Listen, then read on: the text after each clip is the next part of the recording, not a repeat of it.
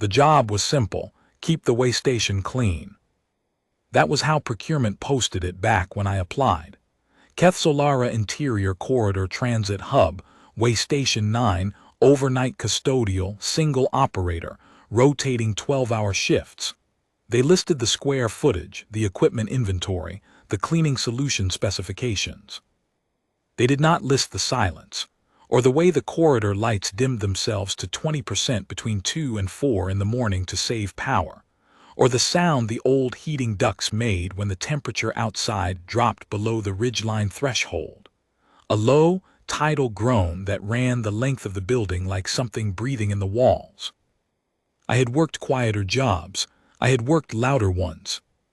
At 67 years old, with both knees rebuilt and a lower back that had its own opinion about cold floors, I was not looking for adventure. I was looking for a night shift that paid a living wage and left my days free for the small garden I kept behind my transit housing unit. 4 raised beds, 2 of them herbs, 1 of them tomatoes that never quite ripened the way they should this far from a proper sun. I got the Waystation 9 posting in the 3rd week of what had been, up to that point, the most tedious month of my life. The posting said the previous custodian had resigned for personal reasons. It did not say what those reasons were. I did not ask. My name is Vera Osh. I worked the night shift at Waystation 9 for 2 years, 4 months, and 11 days. I mopped the same floors, restocked the same supply closets, calibrated the same atmospheric scrubbers, and walked the same patrol route, Corridor 1 through Corridor 14, so many times that my feet knew the route without my brain's involvement. I could tell you which tiles were loose, which ceiling panels vibrated when the freight lift cycled, which vending alcove had a flickering power cell that the maintenance contractor had been promising to fix since my 3rd week on the job. And I could tell you about Corridor 9. Corridor 9 ran east to west behind the secondary freight staging area. It was not a passenger corridor.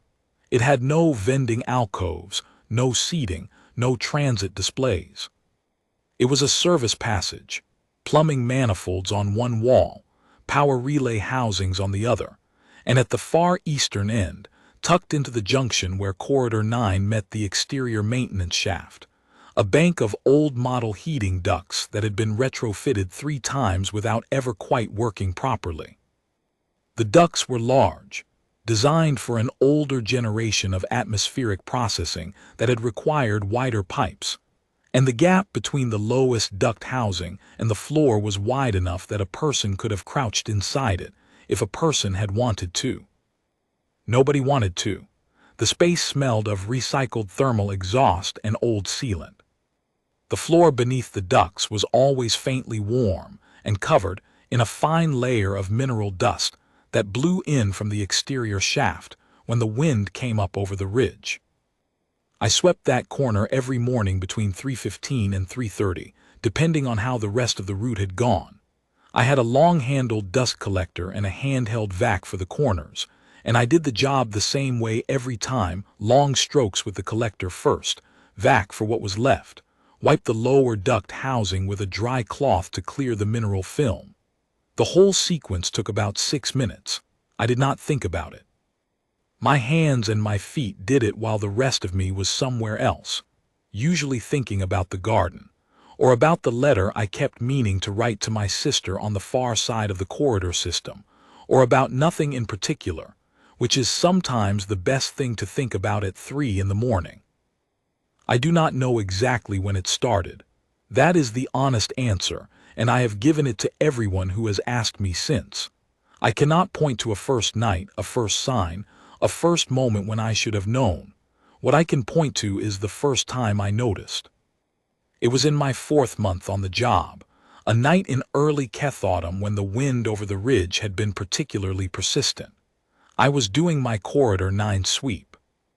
I pushed the dust collector under the lowest duct housing in the usual long stroke, and it met resistance. Not the hard resistance of a foreign object, but the soft, yielding resistance of something that was not dust. I pulled the collector back, bent down with my work light, and looked. A pair of eyes looked back at me. They were amber, not yellow, not gold, but amber, the color of tree resin with the light behind it. They were set in a face that was narrow and angular and entirely unlike a human face, though it took me a moment to process that, because what my brain initially registered was simply small and afraid. I straightened up slowly. I did not say anything. I turned off my work light and stood in the dimmed corridor for a moment, letting my own heartbeat settle. Then I reached into my supply belt, took out the half-eaten protein bar I always brought for my 3:15 break, broke off a piece, and set it on the floor in front of the duct gap. I picked up my collector and continued down the corridor. I did not look back. In the morning, when I clocked out and collected my things from the staff locker room, I was not certain what I had seen. I have never been a person who dramatizes things. My late husband Paul used to say I had the most even-tempered nervous system he had ever encountered in a living human, and I took it as a compliment. So I thought about what I had seen the way I thought about a loose tile or a flickering power cell, as a piece of information requiring further observation before any action. I went home, I slept. I came back the next night. The protein bar was gone.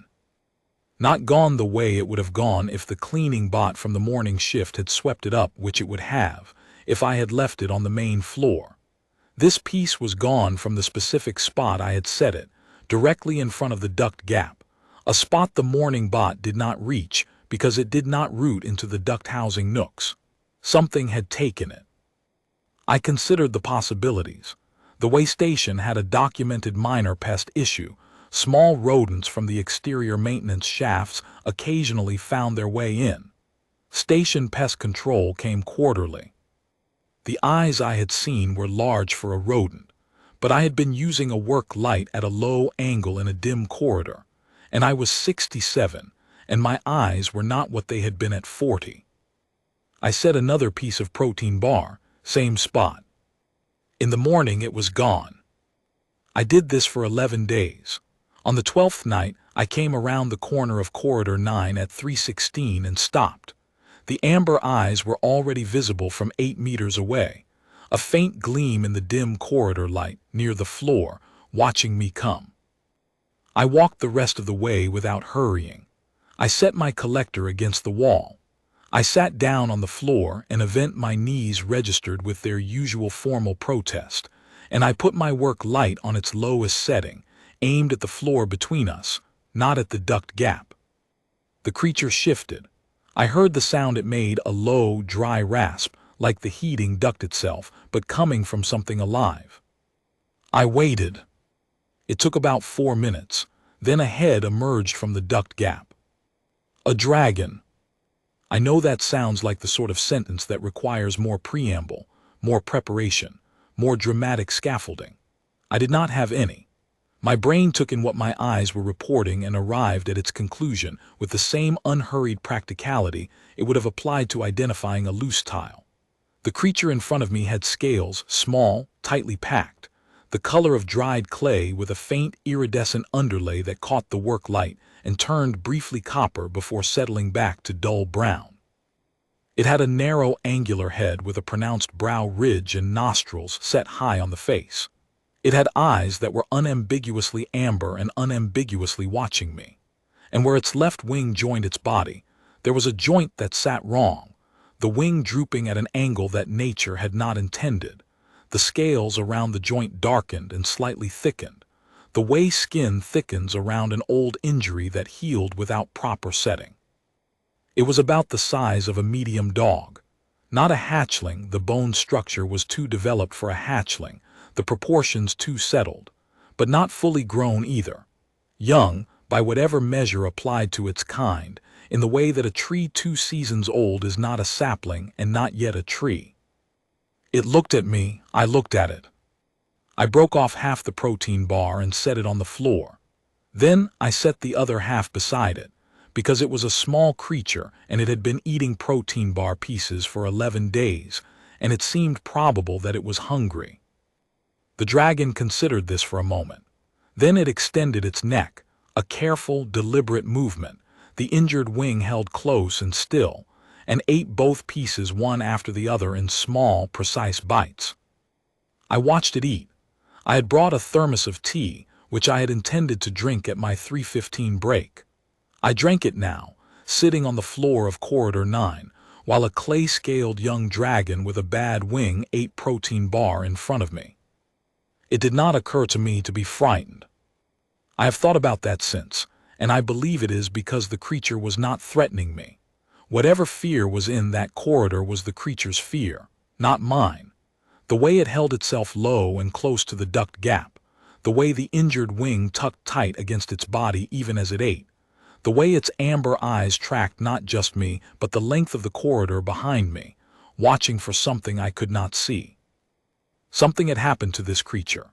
It had found the warmest, most sheltered corner of Waystation 9, and it had stayed there, and whatever had happened to it was enough that an otherwise wild and presumably territorial animal had been eating pieces of my protein bar for 11 days without showing itself.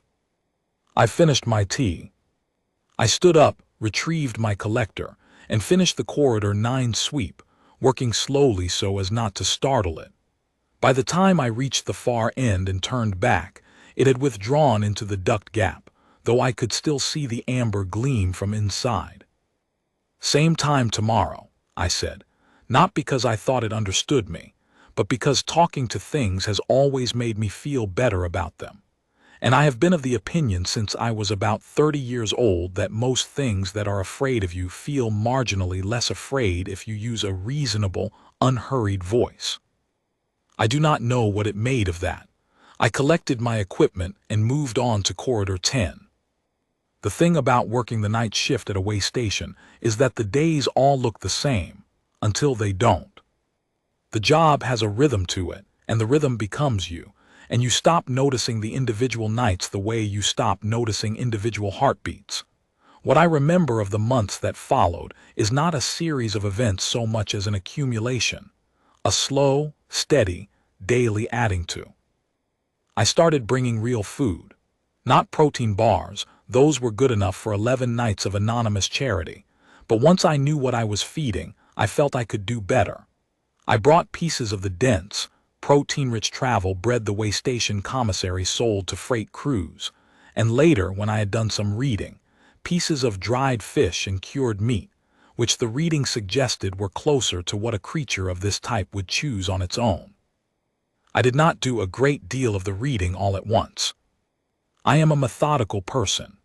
Over the first few weeks, I used the station's reference terminal during my break periods to look up what I could, which was not as much as I had hoped, because the publicly accessible files on dragon species native to the Kethsolara corridor were thin, catalogued more for bureaucratic than scientific purposes.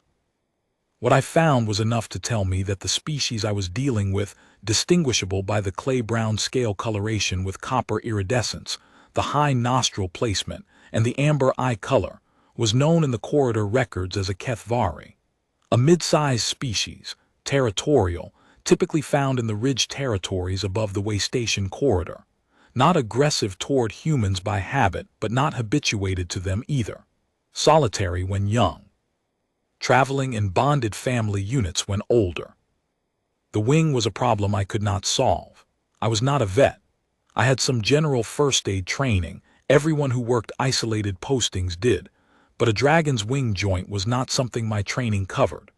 On the nights when I sat near the duct gap and the creature came out far enough for me to see it clearly, I could see that the joint had healed wrong, the bone knit but the articulation compromised, the wing able to fold and partially extend, but not to generate full flight.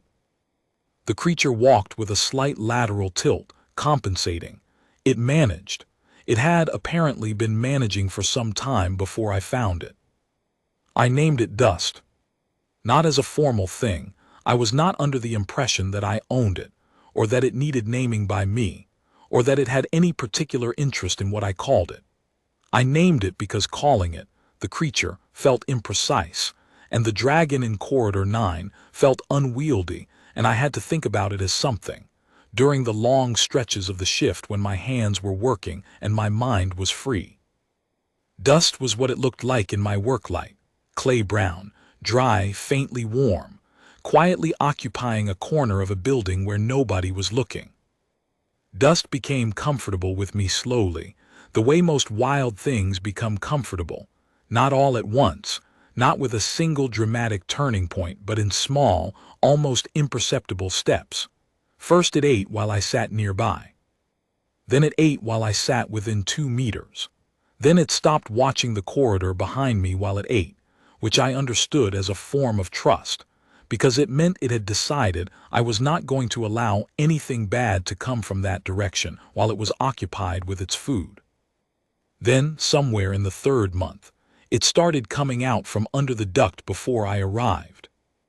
I would turn the corner at corridor 9 and it would already be there, not at the duct gap, but out in the corridor, a meter or 2 from the duct housing, sitting in the particular way it sat when it was alert but not alarmed, weight low, injured wing folded tight, head up.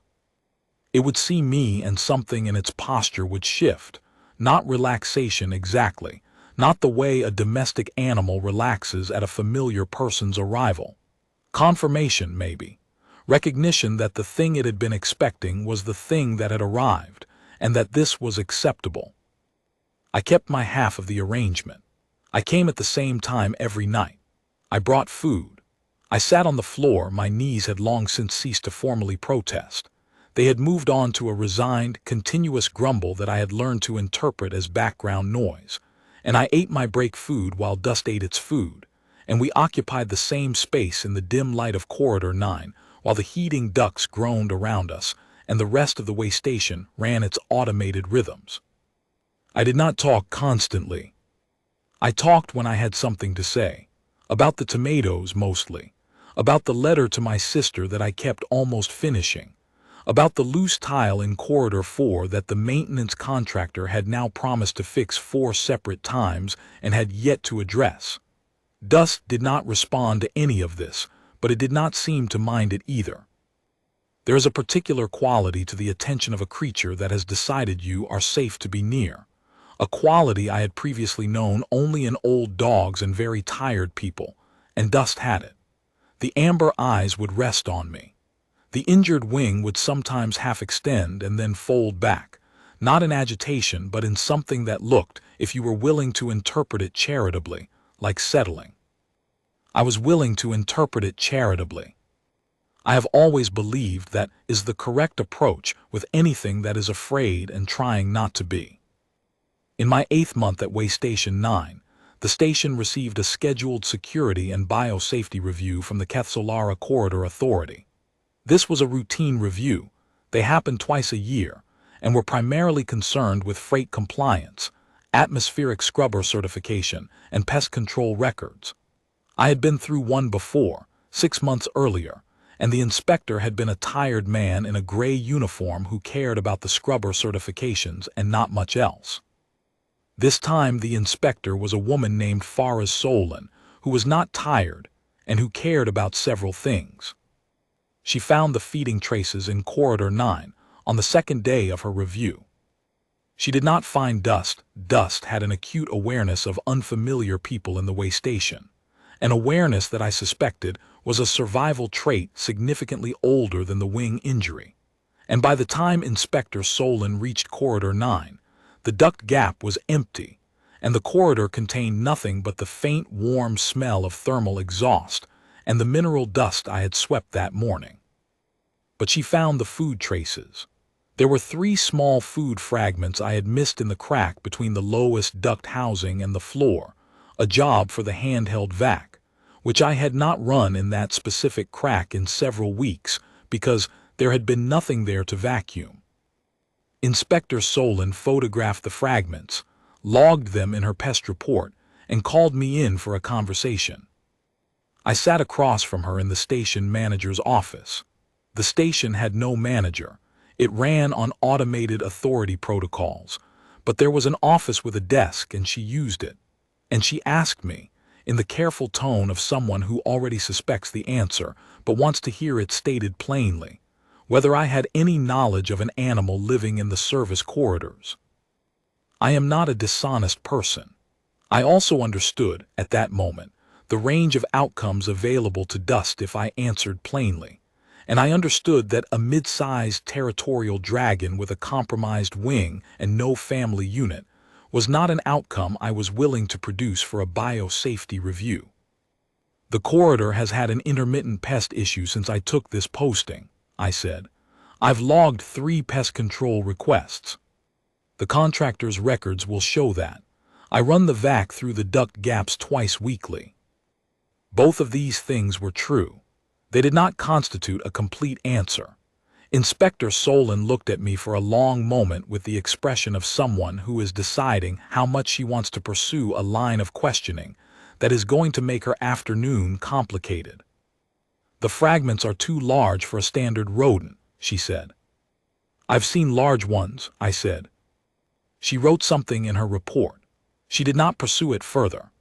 On the morning of the 3rd day she completed her review, certified the waystation's atmospheric scrubbers as compliant, noted the ongoing pest issue in her report with a recommendation for a more thorough contractor visit, and left. I went home and sat in my garden for a long time, not thinking about anything in particular. The tomatoes had produced 3 actual ripe ones that week, which felt like a sign of something, though I was not sure what.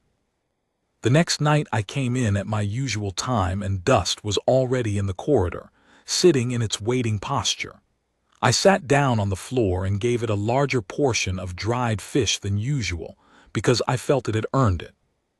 This is the thing about that time, about those months, that I find hardest to explain to people who want a cleaner narrative. Nothing dramatic happened. There was no single scene, no obvious turning point.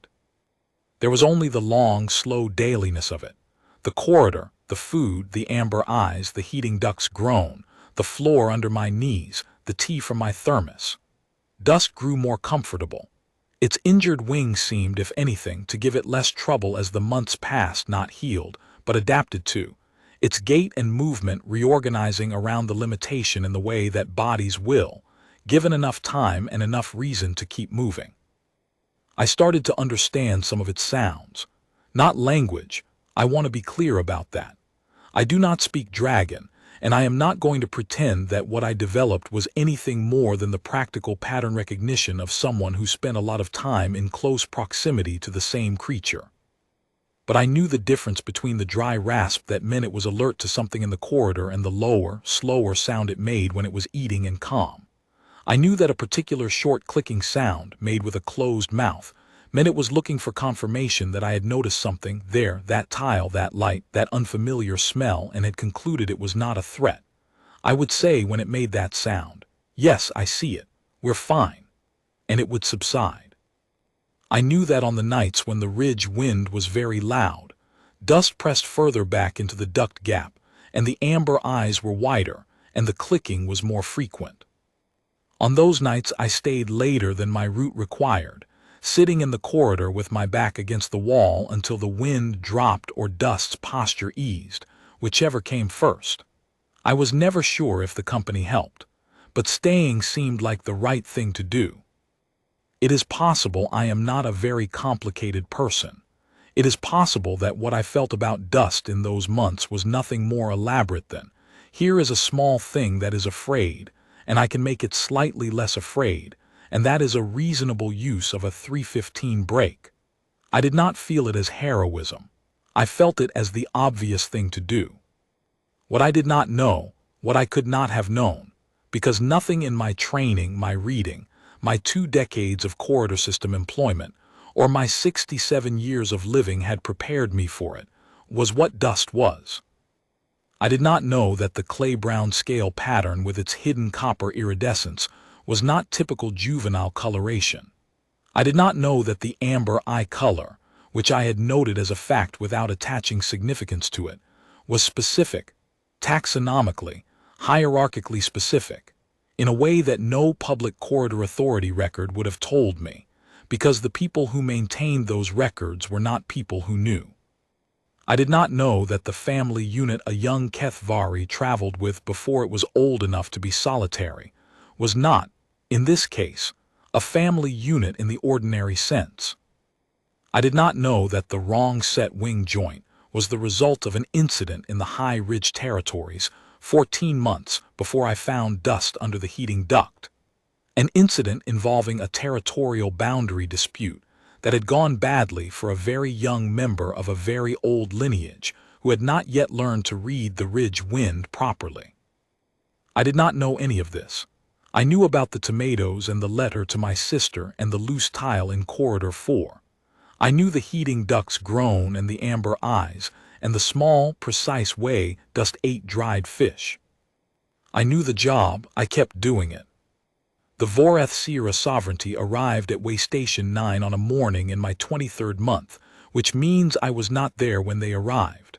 I was home. I was asleep. The station manager's automated system woke me at 7:14 with a priority notification, which it had never done before in 23 months, not even during the Inspector Solon visit, because the system's priority threshold was calibrated for freight emergencies and atmospheric breaches. And what was happening at Waystation 9 at 7:14 on that particular morning did not fit any of the categories the system knew how to classify. The notification said, "Unscheduled arrivals East Freight Dock. Please advise Ray capacity." I looked at this for a long moment, then I got dressed. I want to be clear that I did not know what I was driving back to.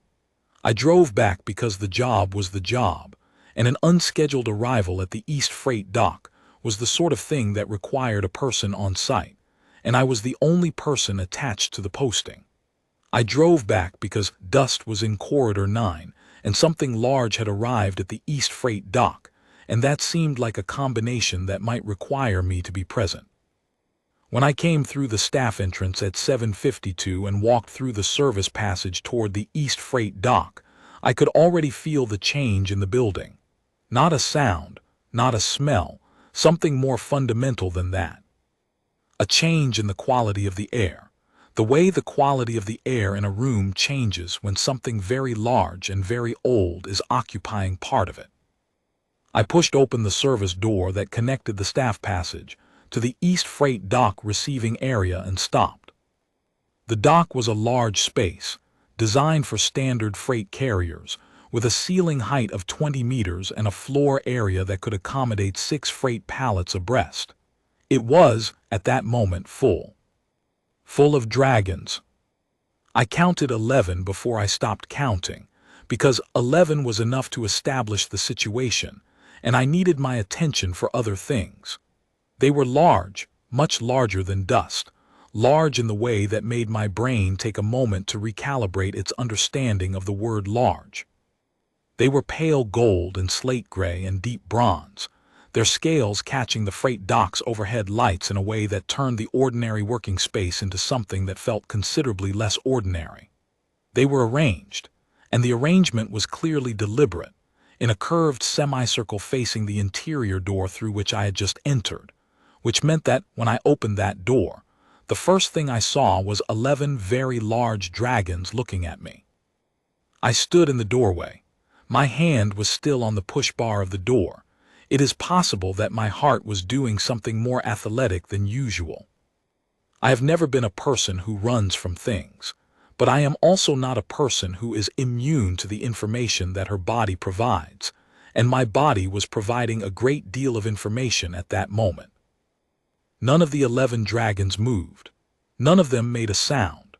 They watched me the way dust had watched me on that 12th night, when I had turned the corner of Corridor 9 and found the amber eyes already visible from 8 meters away, with the quality of having expected this, of having been waiting for exactly this, and of finding that what had arrived matched what they had been waiting for. Then the central figure stepped forward. She was the largest. The others shifted, almost imperceptibly, as she moved, not stepping back, but adjusting, the way iron filings adjust around a magnetic field. Her scales were pale gold fading to ash at the ridge lines, and her eyes were a color I did not have a name for, deeper than amber, darker than copper, something between the two that looked, in the freight dock lighting, like something very old being seen by sunlight for the first time in a long while. She stopped 3 meters from me and looked at me, just looked. For long enough that I had time to think, with the particular clarity that very still moments sometimes produce. I left my tea at home. I forgot my thermos. Paul always said I'd leave my own head behind if it weren't attached. Then she spoke. The language was not one I knew. It was not human standard, not any of the corridor system trade dialects, not anything I had heard in 23 months of waystation work. It was resonant and layered. Each word seemed to carry more than one sound at once, the way a struck bell carries the fundamental note and also everything that follows. It was not harsh. It was not soft either.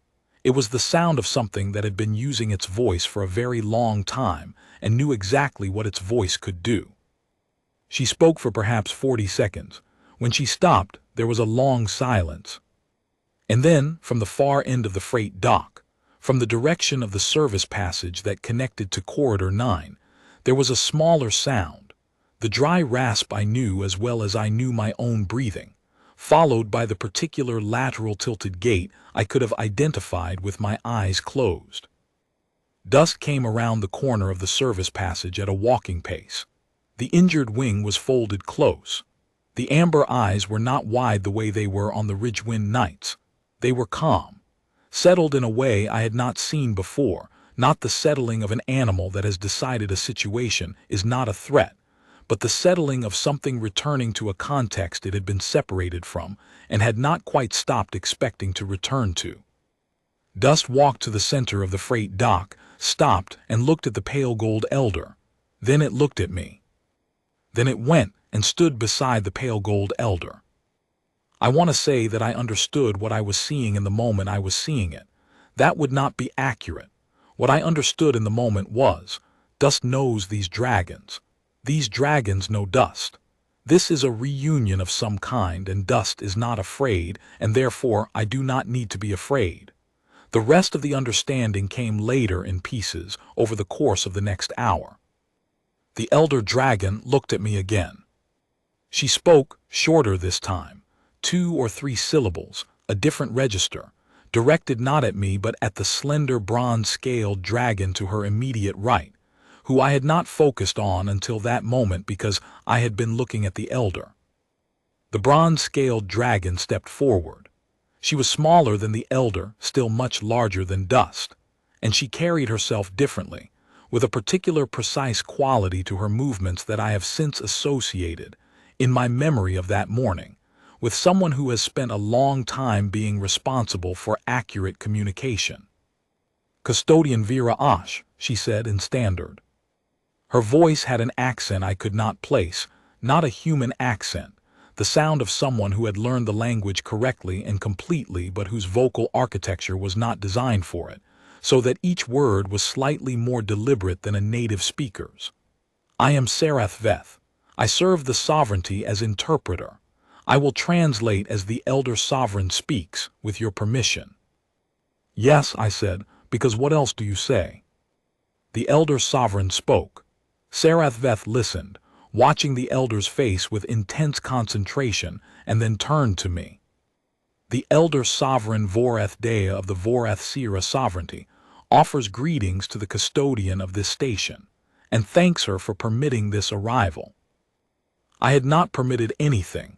The automated dock system had logged the arrival and flagged it to me, which was not the same as permission. But this did not seem like the right moment to make that distinction. "Please tell her she's welcome," I said. The translation went back.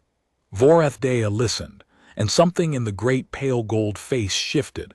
Not a smile, nothing so human as that, but a change in the quality of the stillness, as if a particularly difficult problem had just been confirmed to have the solution that had been expected. She spoke again, longer this time.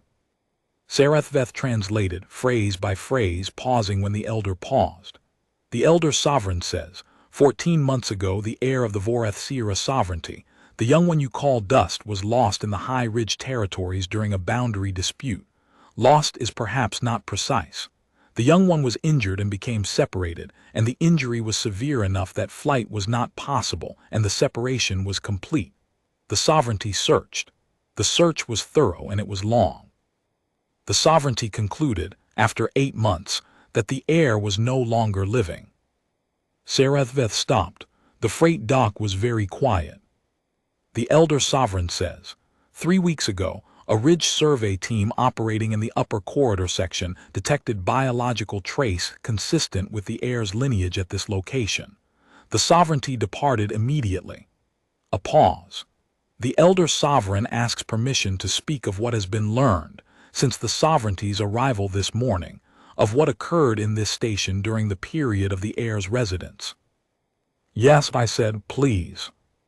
Sarethveth translated. The elder's voice was slower this time, and I had the impression, I cannot explain why, that this part had been prepared, that these words had been chosen before this moment, that someone had spent considerable time deciding how they should be said. The elder sovereign says, the heir was found in the service passage designated Corridor 9, in the space behind the heating duct housing at the eastern end. The heir's biological trace, and trace physical evidence in that space, indicates a residence of approximately 23 months.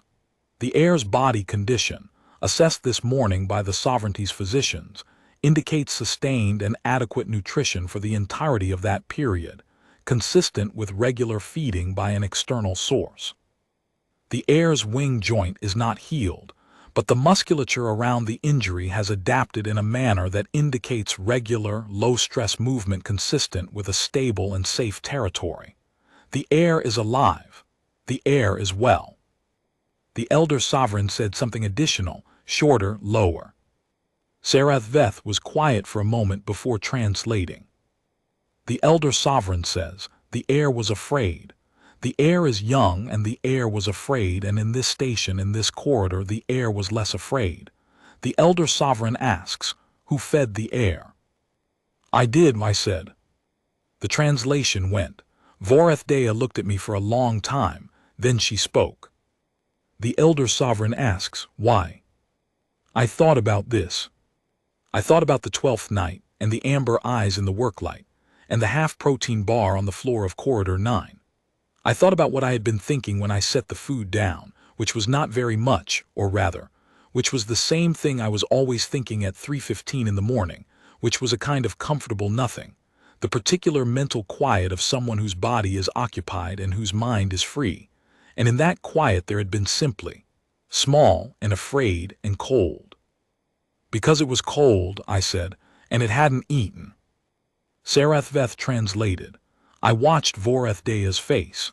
The great pale gold scales caught the freight dock light and turned it into something I had no word for. The eyes that were deeper than amber and darker than copper regarded me with a stillness that was not the stillness of an animal deciding whether I was a threat. It was something else. Something that had been looking at a great many things for a very long time and had arrived, very recently, at a conclusion about one of them. She spoke. The other 10 dragons, the 11 minus Sarethveth, who was attending to the translation, shifted slightly, a ripple of adjustment that ran through the semicircle like something I had last seen in a flock of birds responding to wind. Sarethveth said, the elder sovereign says, there is a name given in the old language of the sovereignty to those who act as the sovereignty has learned you acted. Those who provide warmth without reason other than that warmth is needed. Those who remain when remaining is not required. A pause. The name is Kethveya. It means in standard approximately, she who kept the cold away. The freight dock was very quiet. The elder sovereign says this name is a formal designation of the sovereignty, recognized in the sovereignty's record, carried by the person to whom it is given for the duration of their life.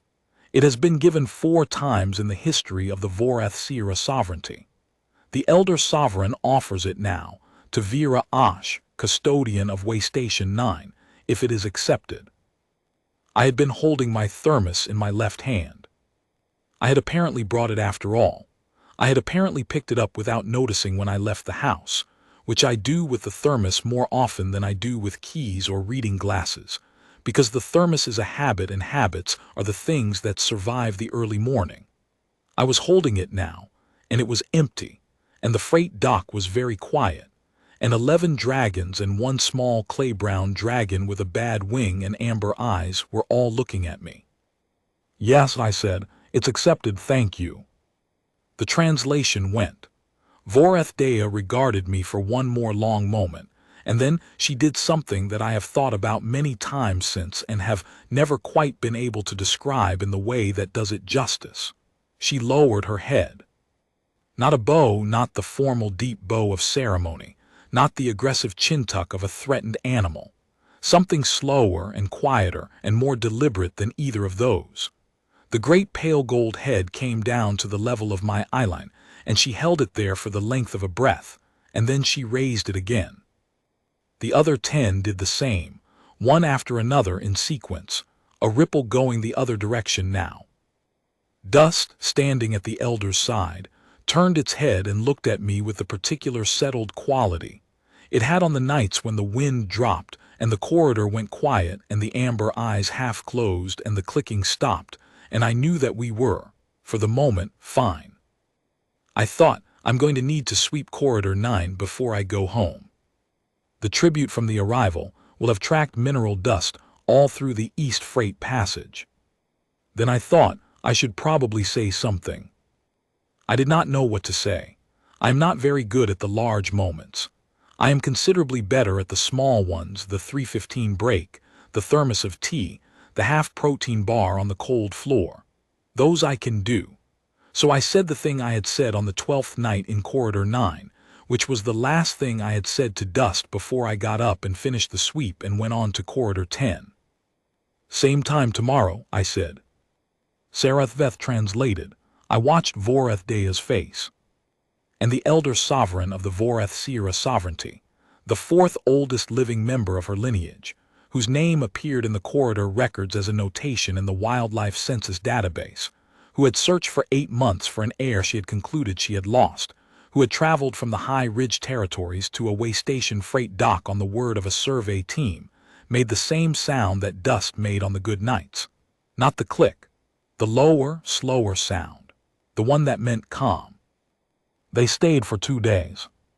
The sovereignty's physicians assessed Dust's wing, confirming the adaptation I had observed, adding 2 things I had not known: that the joint, while permanently compromised for flight, could be partly reconstructed for improved function with a surgical intervention available at the sovereignty's medical facility in the high ridge territories, and that the heir had, during the period of residence in Corridor 9, grown considerably beyond the projected development curve for the age cohort, which the physicians attributed to the consistent nutrition and the absence of territorial stress.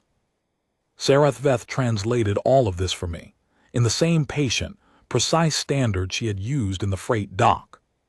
She also told me, on the afternoon of the second day, sitting in the corridor outside the station manager's office with cups of tea I had brought from the staff room.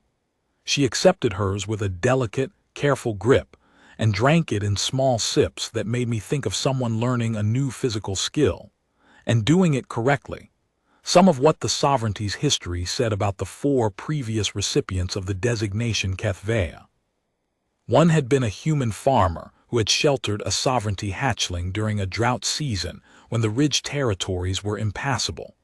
One had been a non-human medical worker at a border clinic who had treated a wounded sovereignty elder for 3 months when the sovereignty could not reach their own kind.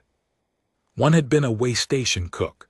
She paused on this detail and looked at me, and I got the impression she thought the parallel was notable, who had fed a lost sovereignty juvenile during a long corridor quarantine when no one else in the station had known what it was. "And the fourth?" I asked. "The fourth," Sarathveth said, "was a child, 8 years old. She found a sovereignty egg that had been separated from its clutch, and she kept it warm for 41 days until the sovereignty found it.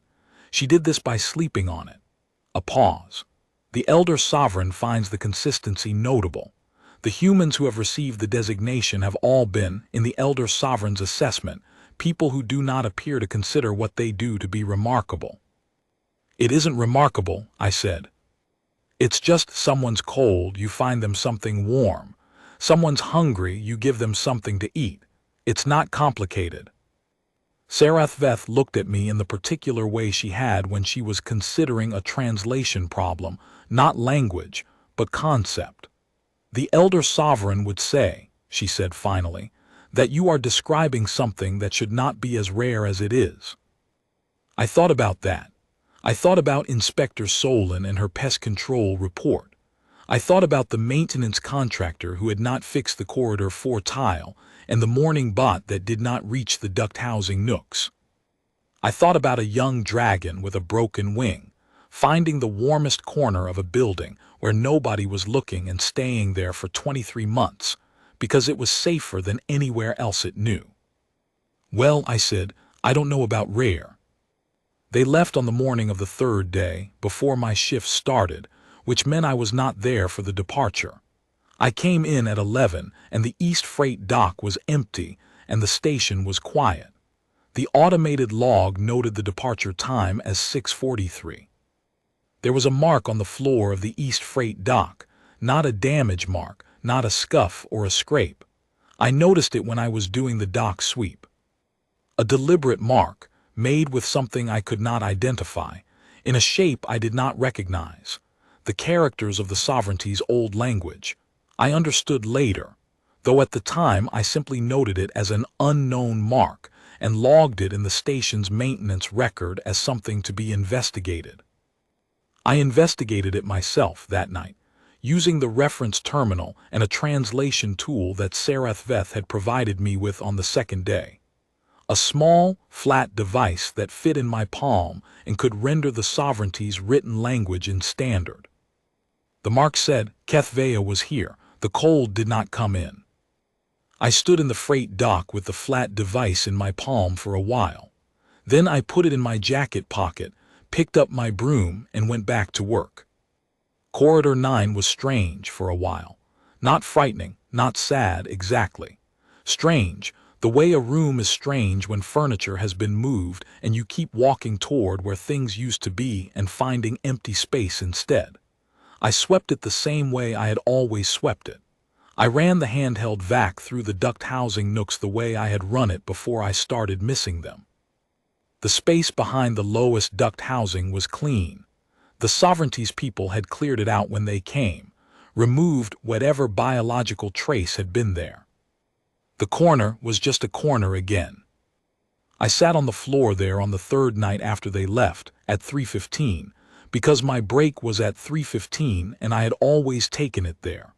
I had my thermos. I had the travel bread from the commissary, the dense, protein-rich kind I had been bringing for 2 years. I sat on the floor with my back against the wall and I ate my break in the dim corridor with the heating duct groaning around me, and I thought about the tomatoes and the letter to my sister and whether the corridor 4 tile would outlast my posting or whether one of us would give out first. After a while I poured the last of my tea, which I always drink cold because I always wait too long. Same time tomorrow, I said to the empty corner. Then I got up, collected my equipment, and went on to corridor 10. The marking on the freight dock floor is still there. I have logged it 6 times as something to be investigated, and the investigation has not happened, and I have stopped logging it. The maintenance contractor's quarterly visit noted it and photographed it and said they would look into it, and did not look into it, and I find I am not in a hurry to have them do so. The corridor 4 tile was fixed in the end. New contractor, took them 45 minutes. My sister wrote back. It had been too long, she said. Come and visit when the shift rotation allows. The tomatoes this season have been very good.